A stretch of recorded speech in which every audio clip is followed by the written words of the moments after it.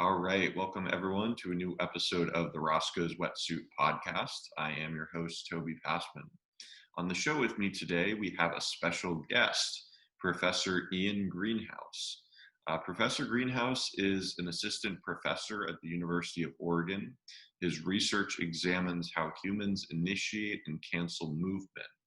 His lab combines behavioral testing with electrophysiology, neuroimaging, and brain stimulation in healthy and clinical populations. His current research explores the relationship between the inhibitory neurochemical gamma-aminobutyric acid, in other words, GABA, and motor performance. Dr. Greenhouse earned his BA in psychology at Tufts University and his Ph.D. at the University of California in San Diego. He completed postdoctoral training at the University of California, Berkeley, and joined the Department of Human Physiology at the University of Oregon in the fall of 2017. Ian, welcome to the show. Thanks very much, Toby. Absolutely. So I think it'd be interesting to just hear what your lab is currently, or I guess prior to COVID hitting. What was the main kind of research focus or research projects going on with your lab? Yeah, sure. So I guess first I'll kind of illustrate the type of questions that we're studying with a thought experiment or experiment you can do at home. Very quick one. So go ahead and think about moving your left index finger without moving it. So just think about moving your left index finger and now actually move it. So think about it and then actually do it. So what's different between those two conditions? What's going on in the nervous system? What actually determines this transition from just thinking about an action to actually executing the action? And this is one of the questions that we really dig into in the lab. And this is interesting because, it has a philosophical element to it that we think is really fun and exciting. This whole idea of free will and this type of stuff weaves in there a little bit. But really from a more physiological perspective, what is the mechanism? What are the computations that go on in the nervous system that allow you to translate a thought into a physical movement? So a lot of the work that we're doing is investigating behavior. So we use, experiments that involve computer tasks where we cue people to get ready to move and then they execute a movement. And then we probe what's happening during that preparatory phase. So as people are getting ready to execute a movement, we can use a lot of different techniques to probe what's going on. And we'll focus a lot on the cortical spinal pathway. So this is the pathway between primary motor cortex in the brain and the muscles in the body. And we use a lot of our experiments focus on hand muscles just because these are easier to measure in the lab. But we can also look at muscles in the leg and all over the face as well. But we will have people do these tasks and repeat trials where they're preparing to move and then executing movements. And we can look at the excitability in this pathway between a brain and a muscle by using a non-invasive form of stimulation referred to as transcranial magnetic stimulation. So this is where we take an electromagnetic coil. So we have a coil of wire and we run current through that wire. It's encased in plastic. So we kind of hold this coil over somebody's head. We administer a pulse of electricity through the coil. It produces a magnetic field that travels across the scalp and the skull and induces electrical current in the tissue in the cortex and can actually activate the cortical spinal cells, so the pyramidal cells that project down your cortical spinal pathway, and induce a twitch in a muscle. So we can actually cause people to have these involuntary twitches. And then we can record the muscle activity using electromyography. So we use surface recording of muscle activity. And that measurement, the measurement that we're gathering, this twitch, tells us how excited that pathway is at a given moment in time. So we get a snapshot of the excitability in that pathway when someone's getting ready to move. So this is cool because while someone's in a state of sort of preparedness to get ready to act, we get a snapshot of where their excitability levels are, and we can look at this in a repeated manner across various behavioral conditions. We can also use this probe of cortical spinal excitability to sort of get a window into what's happening upstream. So we use this as sort of an output measurement, but we can sort of assess when somebody's getting ready to move or when somebody's controlling a movement, what might be going on behind the scenes. We can also see what's happening on the side of the body that somebody's not using for the movement. So we can see what's happening on the contralateral side. And we can look at individual differences. We can see how different people prepare these movements and if there are differences in the excitability in this pathway while people are getting ready to move. So this is really cool because we have now this question that I think is super interesting is what's going on in the background, what's going on behind the curtain when somebody's not moving, when they're just thinking about moving and thinking about various actions that they could be making. And we can probe that. We can look at that in the laboratory and we can study this. So this is what folks in the lab have been using the most. Unfortunately, in order to get these types of measurements, we have to be with a human participant in the lab for extended periods of time, which just isn't feasible during COVID. So we've had a bit of a hiatus in doing that type of data collection in the lab. But we have a lot of data that we acquired before the pandemic hit, and we're still in the process of analyzing some of these data sets. We also have collaborators around the world who use the similar approaches, and we can actually, some of them are in places like New Zealand, where we can start to pilot stuff using these approaches. So fortunately, we have generous collaborators who are happy to help us out in sort of turning our research program in new directions during this pandemic period. But anyway, getting back to your question, the other method that we've kind of been using a lot in the lab now is MR spectroscopy, or magnetic resonance spectroscopy. So this uses an MRI scanner, and we put people into the MRI scanner, and you use a standard MRI machine for this. There's nothing really too fancy about the MRI scanner, but instead of measuring anatomical characteristics or blood flow characteristics, which are very commonly used measurements, we can measure the quantity of neurochemicals in the brain. So we can actually look at what are referred to as metabolites. And the way we do this is we treat our MRI scanner like a spectrometer. So we can actually measure the amount of protons in a given area in the brain that have a certain resonance frequency. So different molecules will actually have different fingerprints that show up in a spectrum based on how quickly the protons are precessing in the environment that we're measuring them. So we can use this tool to look at neurochemicals, and GABA, as you said in your introduction, is one of the principal chemicals that we're interested in because it's the primary inhibitory neurotransmitter in the human brain. And we think that GABA is really important for modulating the excitability in the motor system, in particular when people are getting ready to execute movements and control their movements. And the computations for these inhibitory mechanisms are a bit of a mystery. We know that there's a lot of inhibition in the motor system. We know that it's important, but we don't know what it's doing. So this is really the main thrust of the lab right now, is trying to understand what is the role of inhibition in the motor system? What role does it play when people are getting ready to move? Is it simply that inhibition prevents people from moving until they really want to, and then you have a release of this inhibition and allows the movement to be to get out from the brain down to the muscles? Or is inhibition doing something a little bit more complicated? Is it sort of changing the gain on the motor system, increasing signal to noise, if you will? So if you have a command that you want to send down to your muscles, but there's a lot of other commands that could be sent, when you apply a lot of inhibition to the motor system, does it quiet the whole field of play and allow that specific command to get out to the muscles and then allow that movement to be executed? So is it a signal to noise adjuster rather than just a suppressor of output? So there's all these different computations, that we can explore.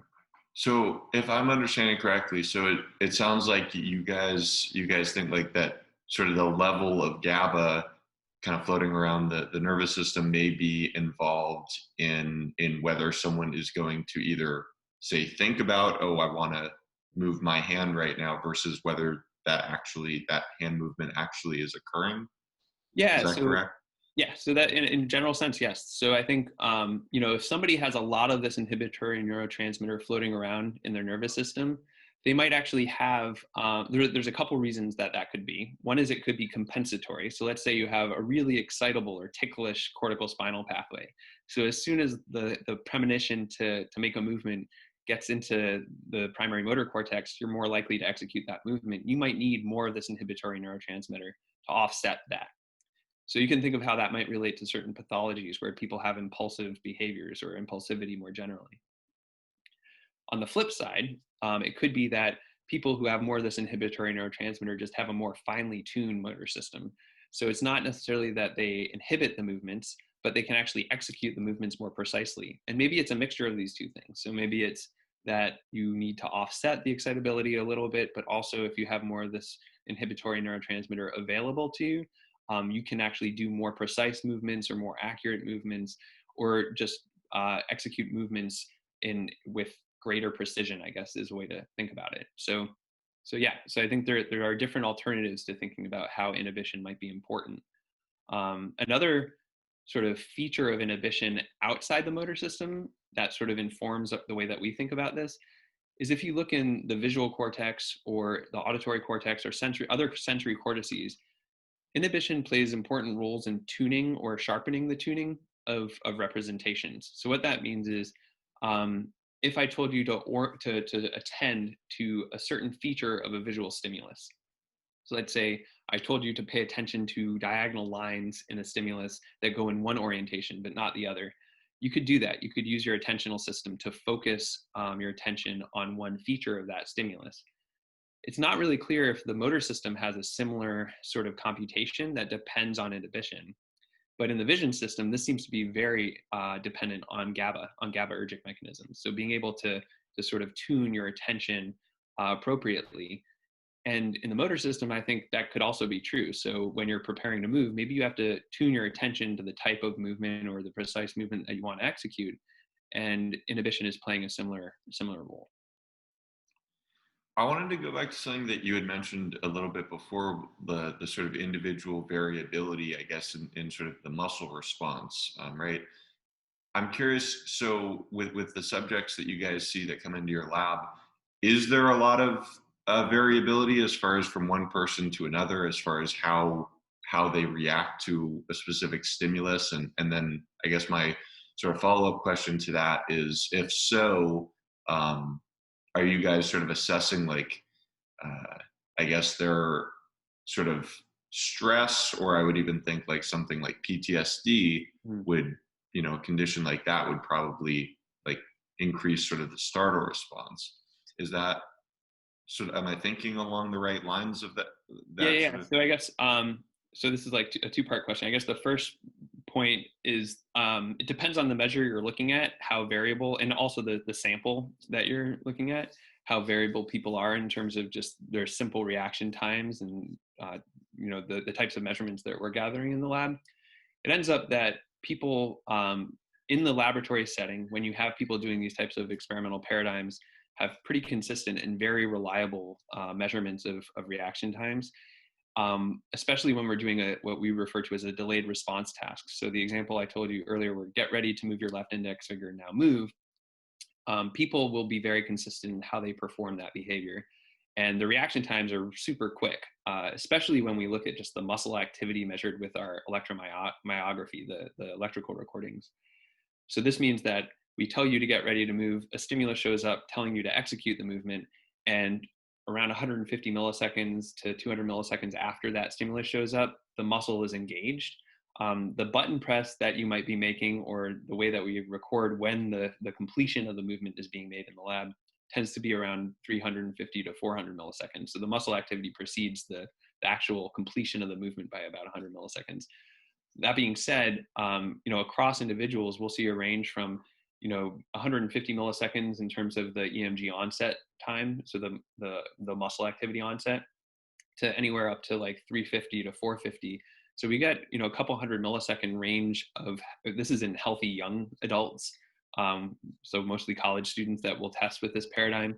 But if we look in healthy older people, the variability explodes. You start to see a much bigger range of behaviors. And then if you incorporate now, patient clinical populations, that variability increases as well.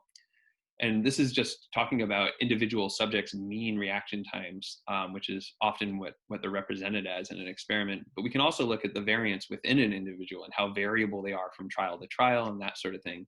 And it ends up that the variance of an individual and how variable they are in their reaction times is maybe even a more sensitive measure to individual differences than just looking at the mean of their reaction time. So we look at the shape of the reaction time distributions in our subjects, and also, these mean summary measures. So these are all really important ways to get a window into that individual subject, or those individual differences rather, that we like to look at.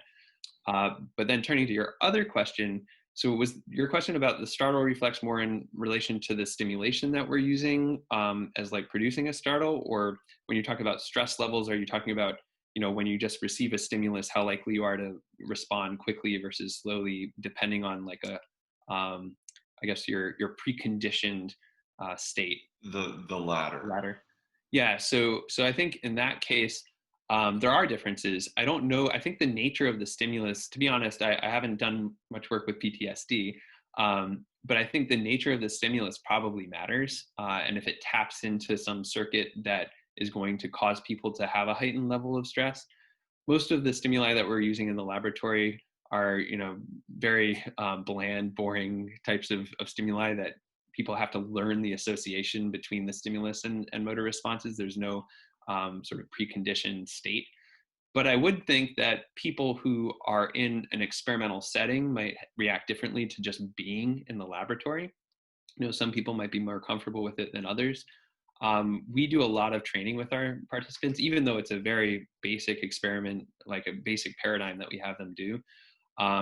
We do a lot of training and a lot of sort of making sure that people are comfortable with all of the procedures that we use before we enter into our data collection. So I do think that different people start off in sort of different levels of anxiety and different levels of stress. And I'm confident that that would influence these individual differences at some level. We haven't really probed that in our data to a great degree. But I will say that after training in the lab, a lot of times people will reach a state where they're able to go through these experiments fairly easily. And I do want to address the type of brain stimulation that we're using is very safe. So this is the type of transcranial magnetic stimulation that we're using is extremely safe. And we make sure that people are comfortable with it, and we screen them very carefully before they come into the lab. So we try to get rid of anything that might be related to just anxiety about being in the experiment or about the procedures that we use to look at these types of measures beforehand. Oftentimes, we will bring people in who have had an experience with the methods before in the past, just to make sure that they're comfortable with doing it and that we'll get the types of data that we're trying to get, because it can be challenging to get some of the types of data that we need to get in the lab. Right. So it's, when you mentioned TMS, that's so interesting, because being on more like me being more kind of the clinical side of things, for a few weeks actually, I was in Seattle. I was checking out like a TMS. It was like a TMS center, right? And they were using that to treat people, I think mostly for depression. So is that sort of, are there two, I guess it's a completely different sort of utilization of that tool? Yeah, thanks for asking that question. So yeah, the way that it's used clinically is typically in depression or in other psychiatric situations. They look at or they use a method referred to as repetitive TMS, where they deliver a train of TMS pulses. This is often over the dorsolateral prefrontal cortex, where they're trying to target an area that might disrupt sort of ruminative thoughts or perseverative thoughts. And going through repeated administration of this repetitive TMS protocol often does benefit these patients. There's, again, individual differences play a huge role in this, and there's a lot of research going on still trying to understand how this is effective, because I think even though it's FDA approved for the treatment of these conditions, the mechanisms are still somewhat of a mystery. But repetitive TMS, when you're using these patterns of stimulation, they can have lasting effects, anywhere from hours to potentially days and longer, depending on the protocol. So you can stimulate at different frequencies. Now there's TMS machines that use different pulse waveforms and shapes and things, and there's newer technologies that are coming out, which are really exciting, that can actually modulate local fields in a different manner. But I think the way that we use the TMS protocol in our lab is to deliver individual pulses of TMS and try to drive this cortical spinal output pathways. In fact, in the clinic, they'll try to use this approach to tailor the level of stimulation to an individual before they do the repetitive TMS. So they actually will do this procedure to see what the intensity is that they might need. This is on its own a pretty complicated procedure to do, just because it's not clear to me, at least, that setting the intensity from motor cortex really translates well to prefrontal regions for targeting for therapeutic benefit.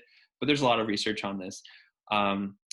but in any case, what we're doing is we're only targeting the motor system with these individual pulses, and there's no evidence to suggest that there's lasting effects from the types of protocols that we use, where you're just delivering single pulse every 4 seconds or so. The repetitive protocols tend to be faster than 1 hertz or 1 pulse per second, and oftentimes can be very quick, so up to like pulses or bursts of 50 hertz, where you have patterns that actually sound like crack, crack, crack, where you have these, brief trains of pulses with a short break and brief trains of pulses with a short break. So we have the capacity to do that in my lab, and future work will sort of explore how modulation of motor cortex might actually influence the measurements that we're gathering, including the neurochemical measurements. But for now, we're really focusing on measuring the excitability of this pathway in different behavioral states and trying to probe that. Right. Well, what can you tell me about sort of the level of GABA in the brain? What does that tell you in regards to someone's motor response? Like, and I guess also another part to that question is, do you feel like that you can accurately predict how someone would do on like one of these motor response tasks if you know kind of what the MR spectroscopy is saying as far as their GABA levels? Both great questions. Yeah. So the first one, so I've published a bit of work looking at individual differences in GABA content. First, showing that this measure is indeed reliable across weeks. So individual differences in how much GABA there is in different parts of the brain seems to be very reliable, especially in the cortex, and especially in motor cortex. And there's a lot of work suggesting that people who have more of this inhibitory neurotransmitter in their primary motor cortex might actually be faster to execute a movement.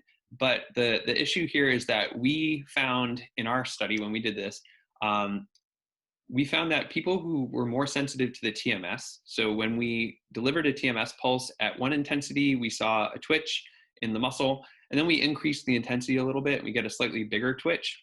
You can look at this increase in the twitch amplitude, so how big that twitch is, and that the slope of that increase, so whether somebody is more sensitive to the increase in the TMS intensity or not, is correlated pretty nicely with their GABA content. So how much GABA somebody has in their motor cortex. Ends up that people who have more of this inhibitory neurotransmitter end up having a more excitable cortical spinal pathway. So a way to think about this is if you, again, have a really ticklish output for your motor system. So here we're hijacking that pathway going down from the brain to the muscle. If you have a really ticklish cortical spinal pathway, and when you get TMS, you have a bigger twitch in your hand, you might need more of this inhibitory neurotransmitter to offset that. So you might have to have a greater sort of reserve of this GABAergic inhibition available to you to offset that. One thing I didn't say about MR spectroscopy, which I think is important to point out, is this is a measurement that you can't really get dynamic changes in the molecule over time. So the individual differences that we're seeing from one day to another day a few weeks later in our data, those are reliable, but they take about 8 minutes to get a single measurement. And we also can't say where the GABA is in the brain. It's total amount of this molecule in a given region of brain tissue. And the region of brain tissue that we're measuring from is on the order of about 3 centimeters on each face. So it's a cube that we're measuring, and it's a big cube. So it's not really specific to a tiny brain area. This is a larger brain region that we're measuring. So we don't know if the GABA is vesicular GABA. So we don't know if it's packaged up and ready for synaptic release. We don't know if this molecule is bound to a certain receptor. We don't know if this molecule is in the astrocytes or in the primary neurons, the primary cells. So we are kind of taking this whole composite measure of how much of this molecule exists and trying to relate it to these other measures that are also composites. So when we deliver TMS, this is a summation of all the excitatory and inhibitory influences in the pathway down to the muscle. So we can't be very, very precise with these techniques. The advantage of using these techniques actually is that we can be sensitive to what's going on in a behavioral state at a given moment in time with the TMS. And then also we have real good sensitivity to individual differences with the molecules, as I was saying. So coming back to the question, so I do think that how excitable somebody's pathway is between the brain and the muscle relates to how much of this inhibitory neurotransmitter is available. So that's one thing that we've shown.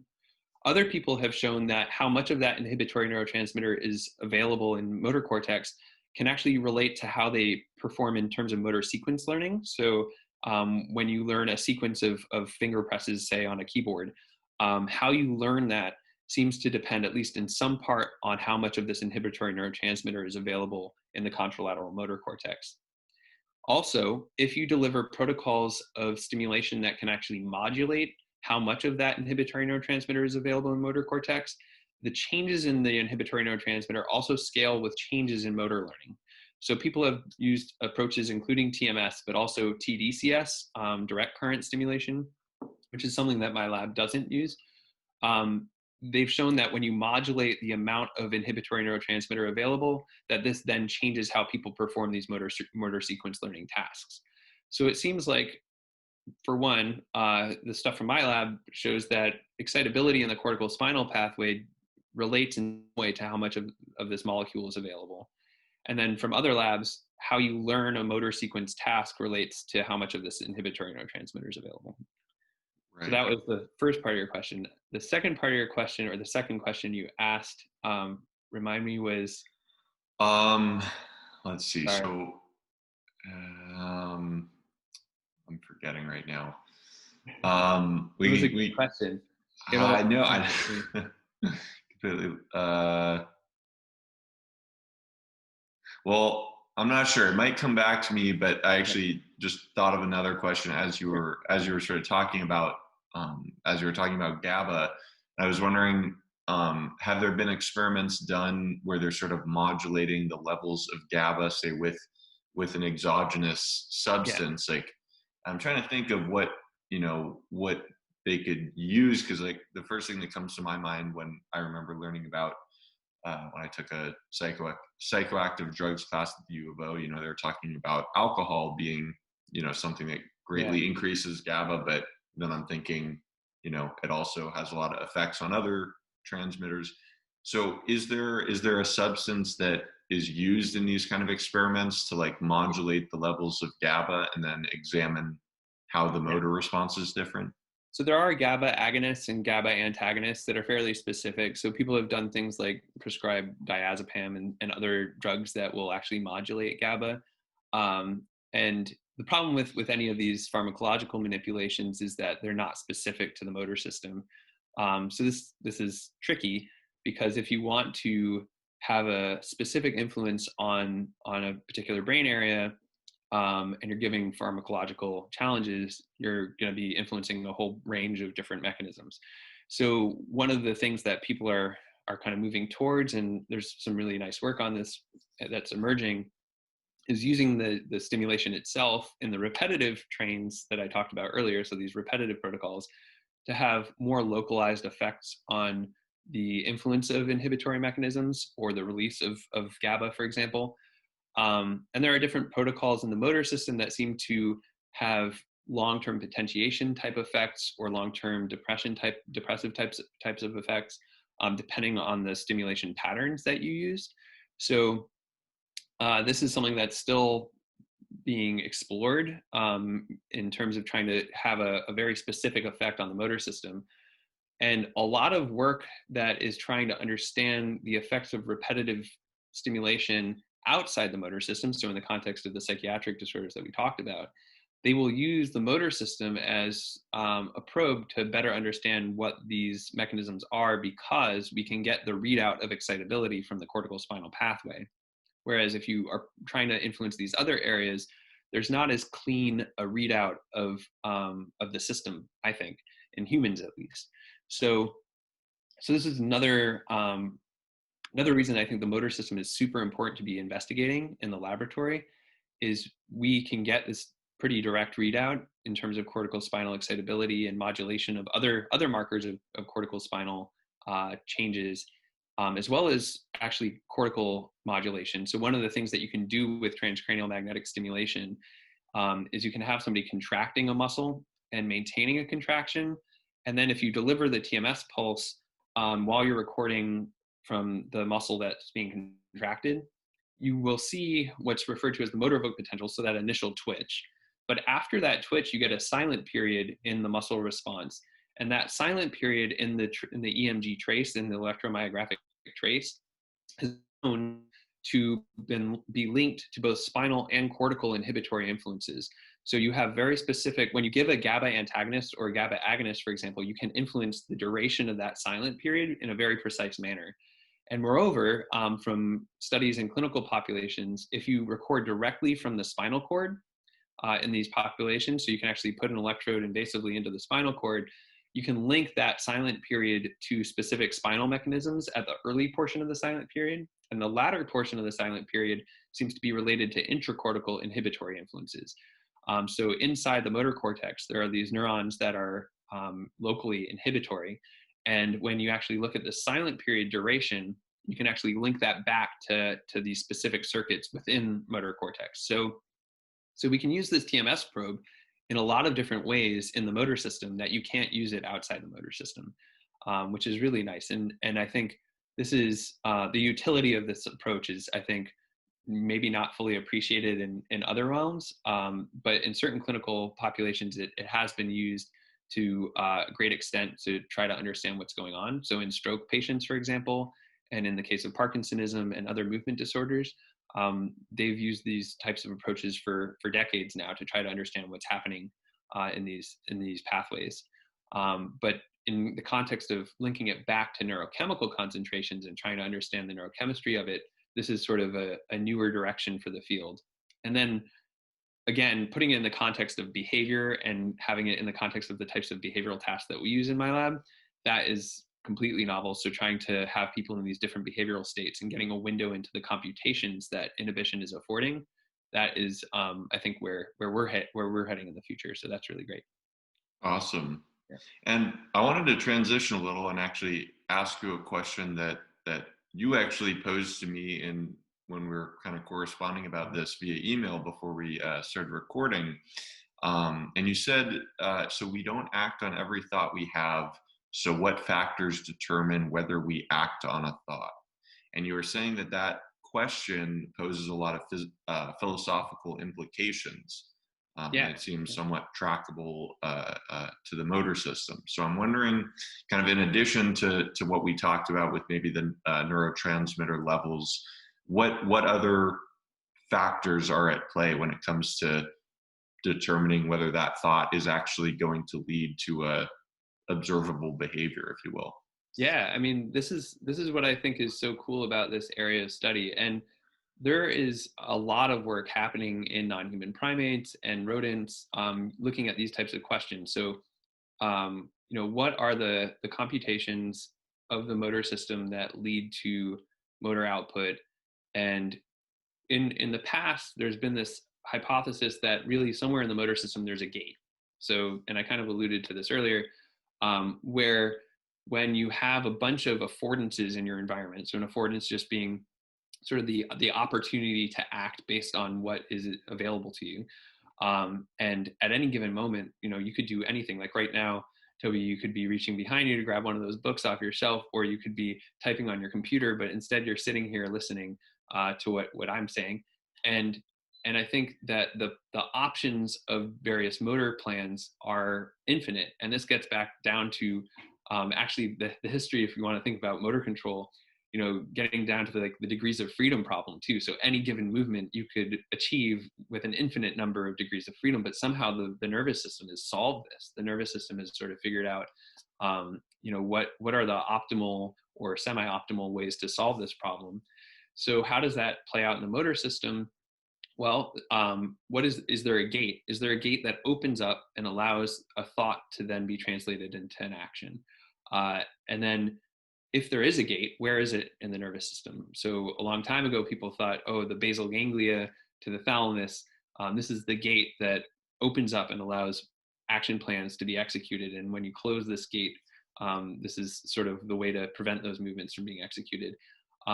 It's not really clear that that's true. I mean, there's some evidence to suggest that the basal ganglia certainly play an important role in modulating whether motor output is achieved or not.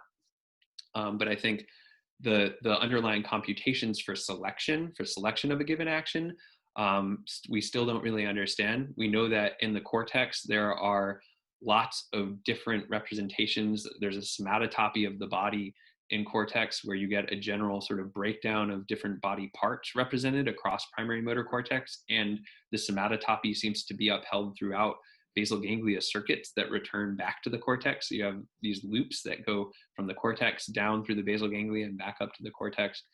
And that there's this preservation of the somatotopic map. But then you also have sort of directional tuning in motor cortex, meaning like the direction that a movement is being executed in seems to be represented by a population of neurons and selectively represented by this certain population of neurons. So when you have a specific action plan in mind, how does this one cluster or network of brain areas that's active now segregate itself from all these surrounding areas? And I think that this is one of the keys to the role of inhibition, is understanding that computation, because somewhere inhibition is sort of helping elevate that representation that's associated with the selected response, the movement that you want to make, from those other possible actions that you might be entertaining. So yeah, so I think I'm not answering your question because we don't know this, but there are computations in the motor system that have to be playing out to achieve this goal. And I think the question is still a bit rhetorical, but I think it is tractable. As I said, I think that by studying people and animals in various behavioral states and looking at how these components communicate to one another and what the underlying sort of computations are that are playing out, we can understand why it is when we have a sort of limitless number of possible movements to make that we're choosing one movement. Whether or not that gets at these philosophical questions of like free will and whether or not the selection of these actions is really sort of internally determined or externally determined, or however you want to think about this. I don't know if we'll get there, but it's certainly the case. I will say this, it's certainly the case that whatever this mechanism is probably under the oversight of frontal regions in the brain, communicating with other areas in the brain and trying to figure out what is the behaviorally relevant content that's in our environments. But even if we have decided that there's something that's relevant to us in our environment, and we know that it's relevant to us, and that we should be acting on it, getting that behavior to manifest and actually occur in our motor system is a whole separate set of problems. And that's sort of where I'm coming at this, is trying to understand how those problems are solved. Because I think if we can address that in the motor system, that gives us a lot more leverage to get at these other questions about higher cognitive function and, you know, just how do people solve problems? How do they get at this? And then also trying to understand disordered motor function as well. Like right.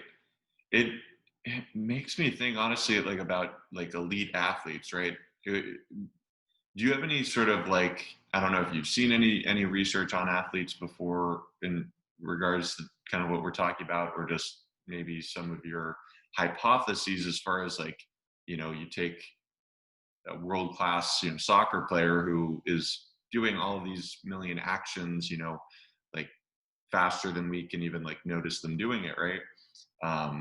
And they're not probably consciously like thinking about this. They're just like, they have, to me, that's like an excellently tuned motor system, I guess. What would you sort of suppose is going on there from everything that you know about the motor system, and how would that differ from an average subject?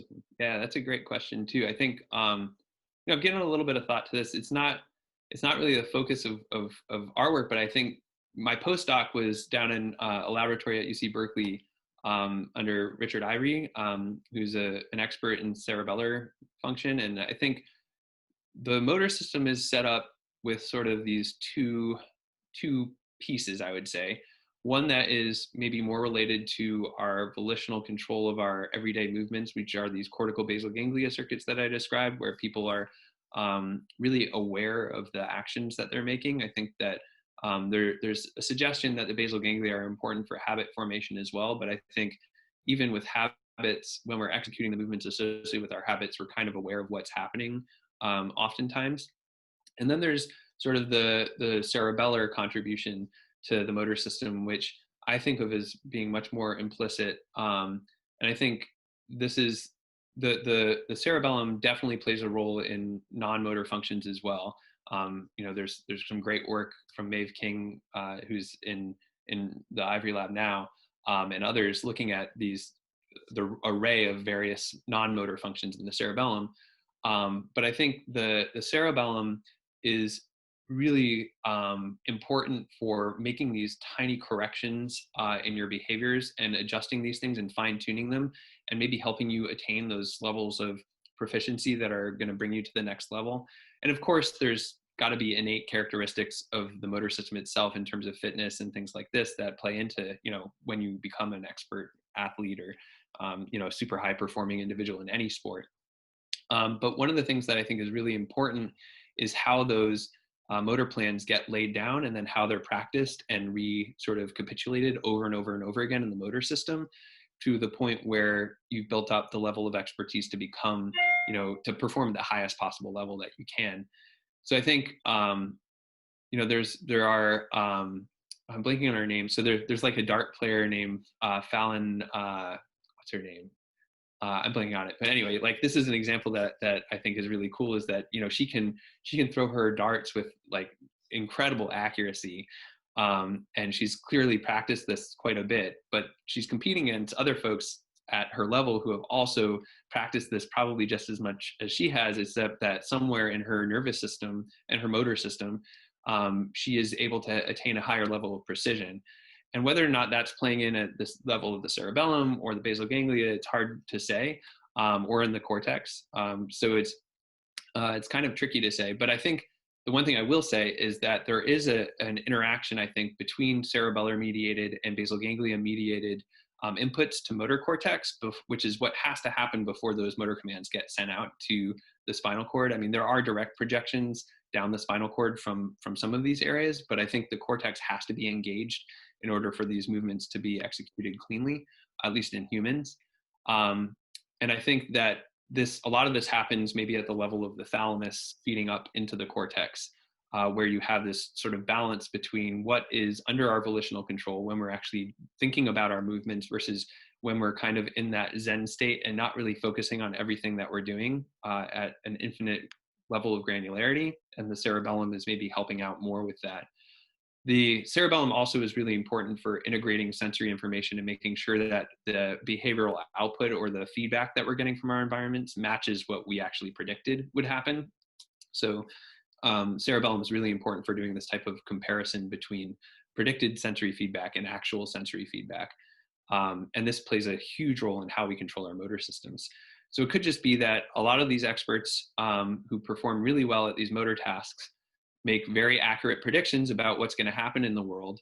And when they behave, those predictions are fulfilled. And this has really helped them attain a good level of proficiency. And they've become more and more attuned to when there's error in the world based on what they're doing. And maybe their cerebellums are really sensitive to those types of tiny errors that the rest of us just aren't, right? So when we make these errors, our brains are just insensitive to them because the tolerance for error is greater. Whereas in these people who attain a high level of expertise, they have a lower tolerance for error, so they can correct these movements and perform at a higher level of proficiency.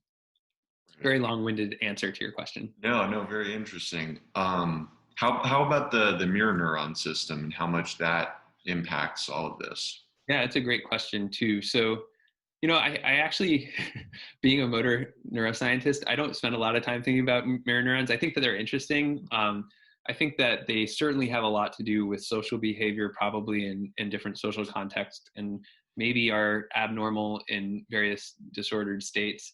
If we think about people who suffer from autism or fall on the spectrum and maybe have difficulty representing the behaviors of other people, that might be maybe the most important role for this mirror neuron system, in my opinion. But I have to accept I'm pretty ignorant in terms of where that field is sort of gone. I do think that learning from other people's motor errors is possible, and whether or not that's something that can happen within cortical basal ganglia circuits or cerebellar circuits, I don't know.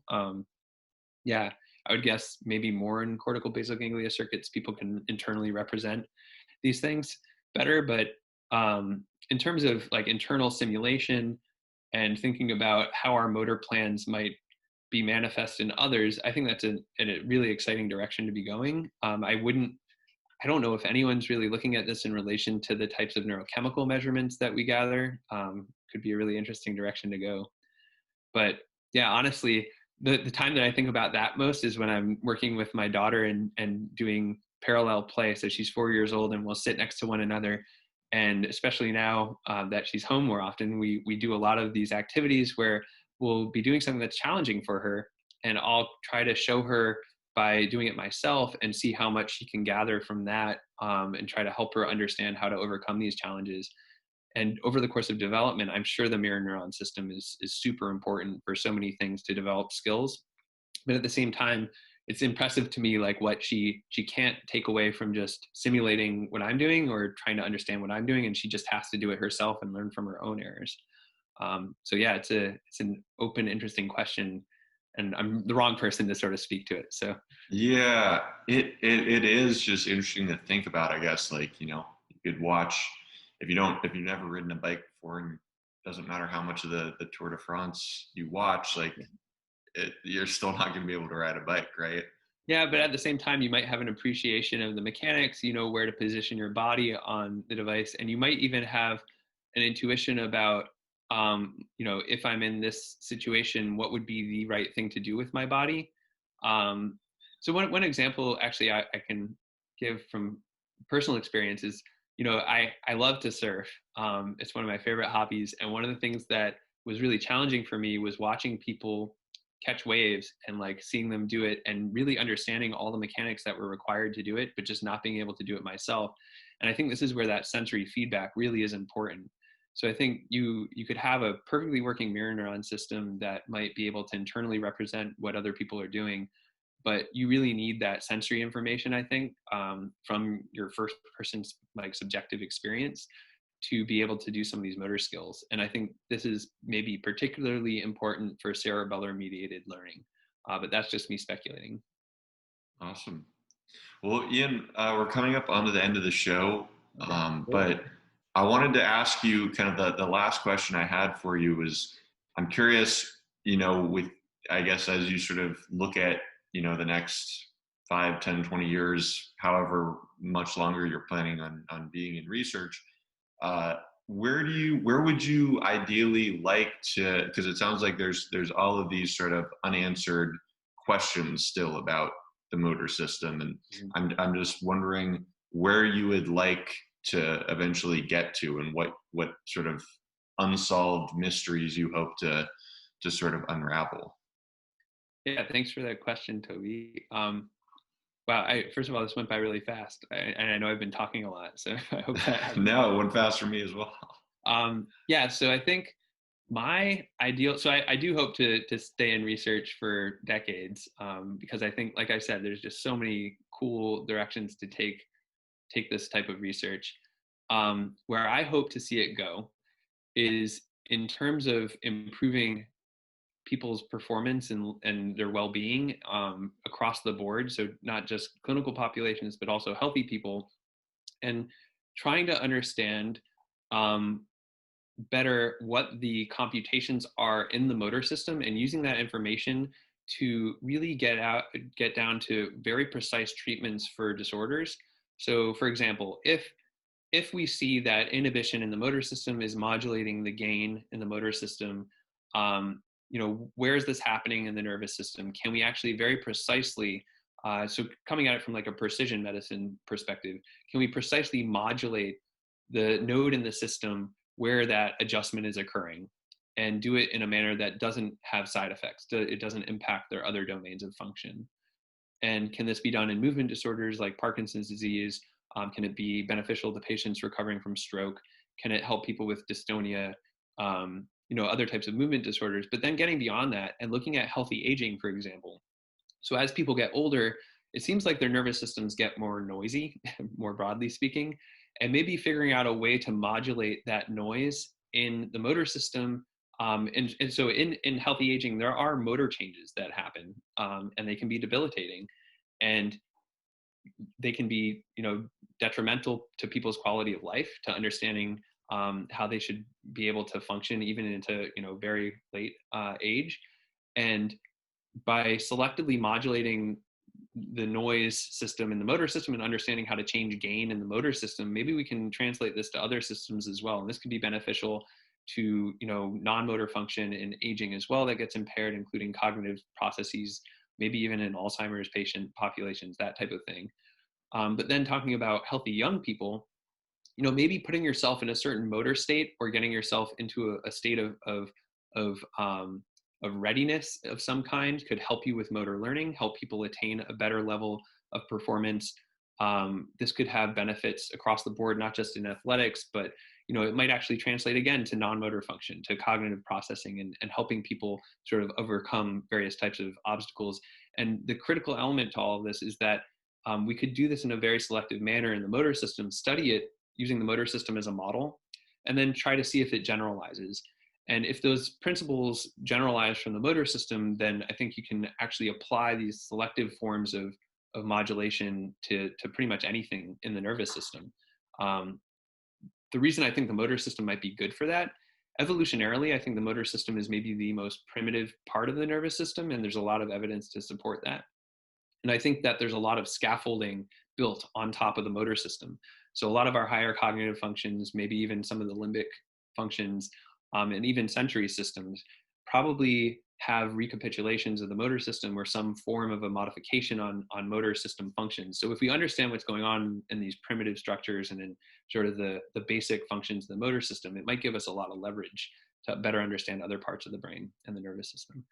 So that's where I hope this will go. Maybe not, in my career, but beyond that, I think we'll be able to learn more about the nervous system and maybe have some far-reaching impacts on the quality of life for most people.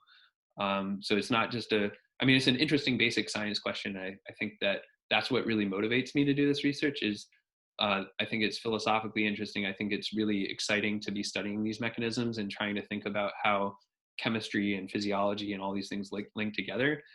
But down the line, I think there could be some real benefits to humanity. So yeah, that's a lot of motivation for doing this type of work. Awesome. Great way to wrap it up. Ian, if other people were really interested in our discussion and wanted to find out more about your work, more about your lab's work, where would you direct them to? Yeah, thanks for asking. So probably to the lab website. So it's greenhouselab.uoregon.edu. So that's our primary place where we share all of our information and what we're up to. But also feel free to email me. My email address is img@uoregon.edu. And also please read our papers, take a look at what we're up to. We've got some newer stuff coming out that is related to the stuff that I've just been talking about. So yeah, we'll see where things go over the next 4 or 5 years. I'm hoping that this pandemic goes away so that we can get back into the saddle and continue doing the work that we've been doing. Right.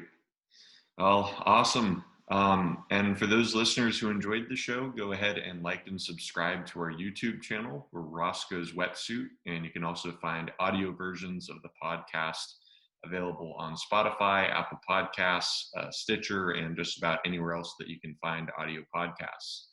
Also, go ahead and check out our new website, roscoeswetsuitpodcast.com, where you can find all of this information and links to everything. All right, Ian, again, thank you so much for your time today. I really had a good discussion. Yeah, this was great. All right.